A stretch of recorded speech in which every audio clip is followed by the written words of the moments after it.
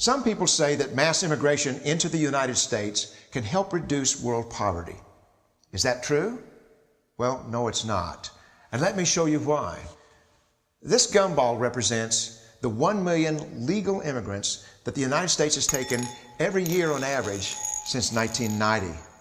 Now, who in the world deserves our humanitarian compassion? The World Bank has one measure of the desperately poor of the world. They make less than $2 a day. And how many people make less than $2 a day in the world? Well, let's start with Africa. In Africa alone, there are 650 million people who make less than $2 a day. 650 million. And in India, another 890 million people, desperately poor. China adds another 480 million people, making less than $2 a day.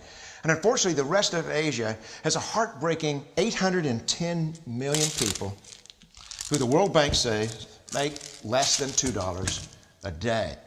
And finally, there's 105 million of Latin America's population that are desperately poor. All told, the World Bank says there are 3 billion people in the world, 3 billion people who are desperately poor, making less than $2 a day. That's 3,000 gumballs. And every year, we take 1 million and suggest that we've somehow made a humanitarian difference. The plurality of people come from Mexico. And Mexico is poor. How many people in the world live in countries that have average incomes lower than that of Mexico? And the World Bank tells us that that number is these 3 billion plus another 2.6 billion people. 5.6 billion people in the world who live in countries with average incomes below that of Mexico. That's 5,600 gumballs.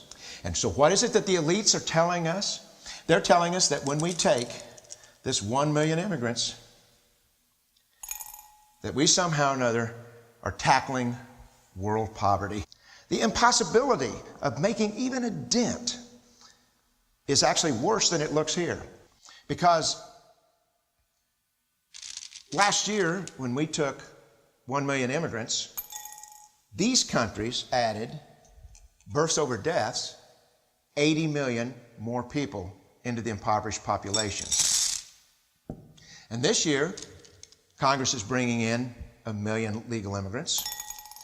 And this year, according to the United Nations, these countries are expected to add another 80 million people. And next year, you can be quite sure that Congress, unless stopped by the American voters, will bring in another 1 million immigrants. And these countries, unfortunately, will be adding another 80 million people into these impoverished nations. We could take 5 million a year, but we'd never get ahead of what's happening in these countries. Not in this century. Don't you see? Immigration can never be an effective or significant way to deal with the suffering people of the world. They have to be helped where they live. Let's help them there.